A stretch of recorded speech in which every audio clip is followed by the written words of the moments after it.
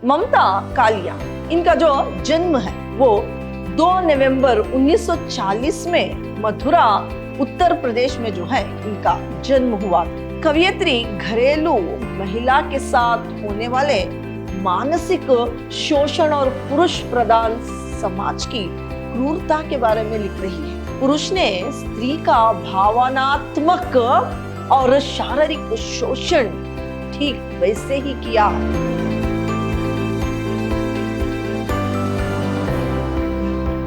प्रणाम, मैं Rihanna yes, अति उत्तम विद्याश्रम की हिंदी प्रवक्ता। मेरे 4th सेमेस्टर के बीसीए के जितने भी विद्यार्थी हैं, आप सबका मेरी कक्षा में स्वागत है।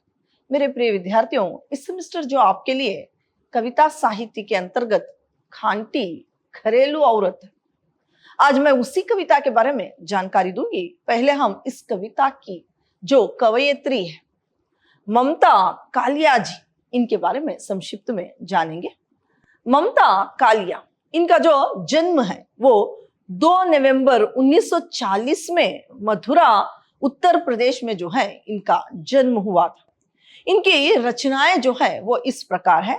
भेगर, नर्क दर नर्क, एक पत्नी के नोट्स, प्रेम कहानी, दौड़, ये सब इनकी लिखी हुई रचनाएं। इनको साहित्य भूषण कहानी सम्मान और जो है अभिनव भारती रचना पुरस्कार और श्रेष्ठ कहानी पुरस्कार से नवाजा गया है। इसका पहला पद्यांश जो है इस प्रकार है। कभी कोई ऊंची बात नहीं सोचती, खांटी घरेलू औरत, उसका दिन कतर बहुत में बीत जाता है और रात उधेड़ बुन में। बच्ची दाल के मैं पराठे बना लूं, खट्टे दही की कड़ी, चलो आज तोड़ू ये गोलक।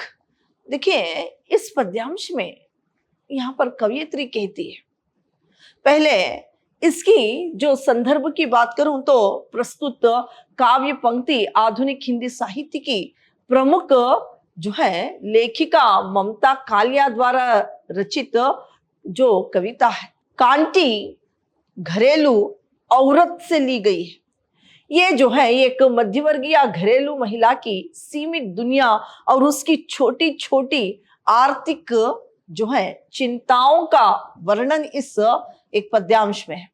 जैसे यहाँ पर कवयित्री कहती है कि एक ढेड़ यानी घांटी घरेलू महिला जो है कभी भी अपनी गृहस्थी से बाहर की बड़ी या ऊंची बातों के बारे में नहीं सोचती, कभी नहीं सोच पाती। उसका पूरा दिन घर की जरूरतों को पूरा करने के लिए जो है हिसाब किताब लगाने में जो है उसका पूरा दिन बीत जाता है। रात में इस चिंता में उसकी रात जो है कटती है कि अगले दिन क्या बनाना है। फिर वो हमेशा बचत करने की कोशिश करती रहती है।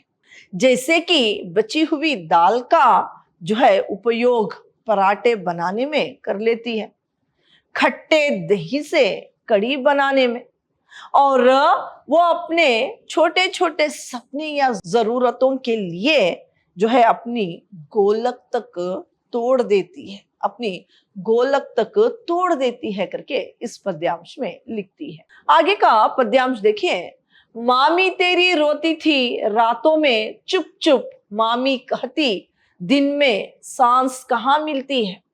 जिस दिन से इस घर में आई कभी नहीं अपनी मर्जी जी पाई, तो हमते तेवर ताने में कट गई जिंदगी, कहते हैं सब मर्दों के लक्षण ये सब। देखिए, यहाँ पर जो है कवयित्री घरेलू महिला के साथ होने वाले मानसिक शोषण और पुरुष प्रधान समाज की क्रूरता के बारे में लिख रही है। इसमें जो है कवयित्री कहती है कि अपनी मामी के माध्यम से जो एक घरेलू महिला है, एक घरेलू औरत है, उसके दर्द के बारे में यहाँ पर कहती है। दर्द का बयान जो है यहाँ पर कर रही है। उनकी मामी रातों में चुप चुप रोती थी क्योंकि दिन भर उन्हें काम से फुर्सत नहीं मिलती। रात में चुप चुप रोना, दिन में क्योंकि काम से उन्हें फुर्सत ही नहीं मिलती थी। और अपनी पीड़ा व्यक्त करने का उनको समय नहीं रहता था। वह शादी के बाद से कभी अपनी मर्जी से जो है जी नहीं पाई, अपनी स्व इच्छा से, स्वतंत्रता से वो जी नहीं पाई। पूरा जीवन ससुराल के ताने, ससुराल के लिए जो काम जो होता है वो करते हुए और पति के जो है खराब व्यवहार को सहते हुए ही उसने अपने जीवन को गुजारा है। शादी के बाद सब कुछ उसने इसको सहन किया है। समाज इस क्रूरता को ये कहकर सामान्य बना देती है कि पुरुषों का स्वभाव ही ऐसा होता है करके समाज उसे मामूली बना देती है करके इस एक पद्यांश में लिखती है। आगे का पद्यांश देखिए। कोई उनसे पूछे क्यों करते थे वे प्रहार, बात से नहीं, हाथ से नहीं, लात से, वे तो चूसते रहे उसे बोटी की तरह, मिलती रही जो उन्हें दाल रोटी की तरह आकर के लिखती है। तो यहाँ पर घरेलू हिंसा और स्त्री को एक वस्तु समझने वाली मानसिकता पर क्रूर एक प्रहार यहाँ पर कवियत्री करती है। तो यहाँ पर देखिए, यहाँ पर कवियत्री कह रही है, कविता के अंत में कवियत्री अत्यंत आक्रमण स्वर में पुरुष प्रधान जो समाज है उस पर एक सवाल उठाती है। वे कहती है कि पुरुष अपनी पत्नी पर बिना किसी कारण हाथ और पैर उठाता है, उस पर शारीरिक जो है एक शोषण करता है। यहाँ पर बिना कोई कारण के शारीरिक प्रहार करता है लात घूंसों से और उसे मारता है। पुरुष ने अपनी पत्नी को कभी इंसान नहीं समझा, बल्कि उसे एक दाल रोटी जो है जैसी वस्तु समझ ली है। दाल रोटी जैसी एक वस्तु उसने समझ ली है जो बिना किसी शिकायत के हमेशा उपलब्ध रहती है।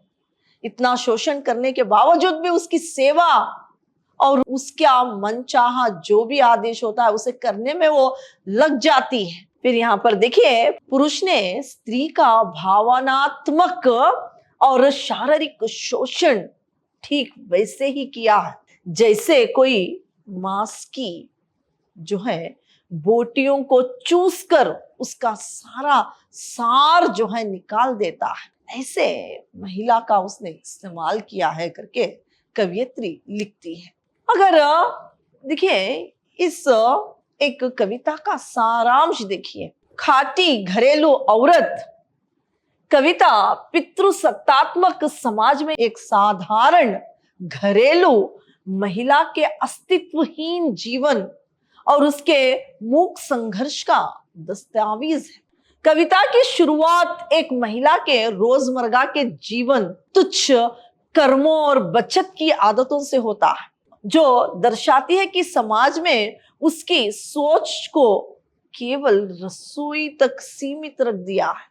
कविता के दूसरे भाग में मामी के माध्यम से उस गहरे दर्द को उखेरा है जो एक स्त्री अपनी पूरी जिंदगी दूसरों की सेवा और उनके तानों को सहने में गुजार देती है। अंतिम पद्यांश में घरेलू स्त्री का पुरुष के शोषण प्रवृत्ति पर करारी चोट करती है, जहां स्त्री को केवल सिर्फ उपभोग की एक वस्तु बनाकर रख दिया है, उसे इंसान ही समझा नहीं जाता, उसकी भावनाओं का जो है सम्मान ही नहीं किया जाता। ये कविता दिखाती है कि कैसे एक घांटी घरेलू औरत घर के भीतर ही मर मर कर जीती है और उसकी कुर्बानियों को जो है मर्दानगी के नाम पर नजरअंदाज कर दिया जाता है।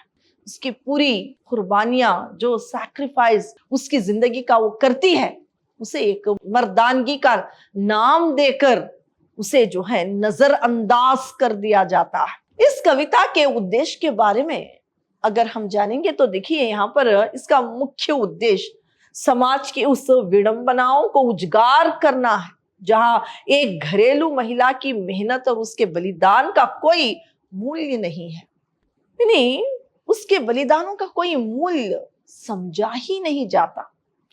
ममता कालियाजी ये संदेश देना चाहती है कि घरेलू हिंसा और महिलाओं का दमन समाज में मर्दों के लक्षण कहकर जो है नजरअंदाज और जायज नहीं ठहराना जाना चाहिए। ये कविता महिलाओं को अपनी पहचान खोजने और अपनी चुप्पी तोड़ने की एक प्रेरणा देती है।